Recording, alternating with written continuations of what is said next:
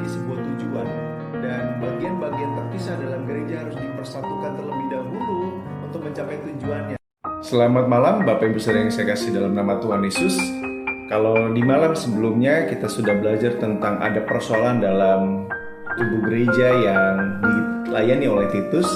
Nah, kita akan malam hari ini akan melihat bagaimana orang-orang karakteristik mereka, para penatua-penatua yang ditetapkan untuk memimpin jemaat. Kita berdoa. Bapak Surgawi, kami rindu mengerti kebenaran firman Tuhan dengan cara yang jelas, sehingga kami boleh menjadi jemaat, hamba-hamba Tuhan, dan siapapun juga dalam tubuh gereja untuk saling membangun satu dengan yang lain dalam kasih. Dalam nama Kristus Yesus kami berdoa. Amin. Dalam Titus pasal yang pertama ayat yang ke-5 dan 6, aku telah meninggalkan engkau di Kreta dengan maksud ini supaya engkau mengatur apa yang masih perlu diatur, persoalan yang terjadi, dan supaya engkau menetapkan penatua-penatua di setiap kota. Perhatikan, ada kata di setiap kota, seperti yang telah kupesankan kepadamu.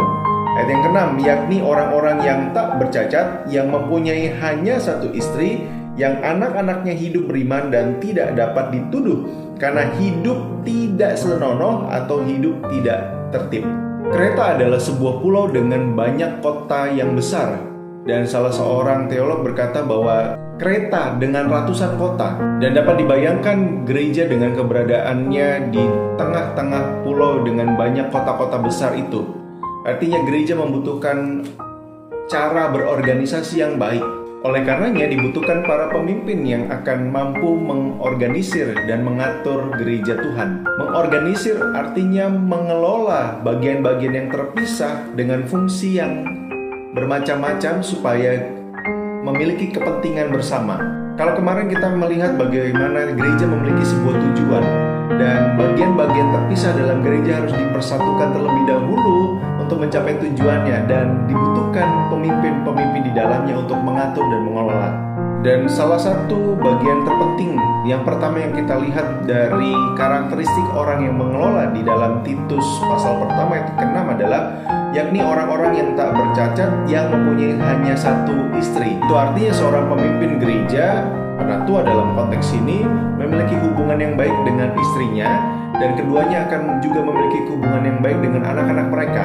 Karenanya Paulus menyatakan kepada Titus, sebelum seseorang menjadi pribadi yang seharusnya dimiliki oleh gereja sebagai orang yang mengatur dan mengorganisir, anak-anak dari para pemimpin ini juga harus dipimpin untuk menjadi orang-orang yang percaya. Sehingga dikatakan anak-anak mereka hidup beriman dan tidak dapat dituduh karena hidup yang tidak senonoh atau hidup tidak tertib. Kata hidup tidak tertib ini mencakup kepada sesuatu penggunaan uang yang cukup boros. Di bagian ini kita bisa menarik kesimpulan bahwa kekristenan dimulai dari di rumah. Dan bukankah keluarga adalah unit dasar dari masyarakat? Keluarga adalah lembaga ilahi pertama yang diciptakan oleh Allah, dan yang kedua adalah gereja.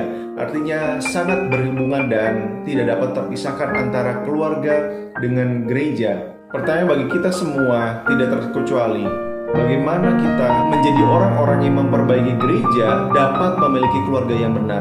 Yang pertama, kita perlu memastikan bahwa kasih yang sejati hadir di tengah-tengah keluarga. Miliki waktu yang berkualitas. Waktu yang berkualitas lebih penting daripada kuantitasnya. Hidup dalam ketulusan, tetapi juga awasi perkataan-perkataan yang keluar di tengah-tengah keluarga kita. Adakah saya atau kita semua sedang berperkara dengan pasangan kita yang juga akan berpengaruh kepada anak-anak, dan juga di tengah-tengah keluarga kita yang akan berpengaruh kepada gereja? Mari kita selesaikan dengan cara yang Tuhan sudah nyatakan, supaya kita menjadi orang-orang yang dapat mengatur perkara besar dalam kehidupan bergereja kita dengan tujuan yang besar yang sudah ditetapkan Allah. Amin, kita berdoa. Bapak Surgawi, kami mengucap syukur malam hari ini kami kembali diingatkan bahwa sesuatu yang perlu kami miliki sebagai para pekerja, jemaat, para pemimpin di dalam gereja, untuk memiliki kualitas kehidupan yang berimbang di tengah-tengah keluarga kami.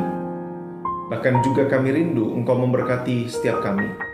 Kami sebagai orang tua yang seringkali merasa gagal untuk mendidik anak-anak dalam kebenaran. Kami anak-anak yang merasa gagal tidak bisa mencapai apa yang orang tua kami inginkan. Karena itu Tuhan, kami sebagai orang tua rindu menghindari semua bentuk legalisme, keharusan-keharusan yang tidak perlu untuk dilakukan dan dikerjakan anak-anak kami. Tapi kami juga sebagai anak untuk tunduk dan patuh kepada orang tua, di mana mereka bekerja keras bagi Tuhan. Terima kasih Tuhan. Hanya di dalam nama Kristus Yesus kami berdoa. Amin.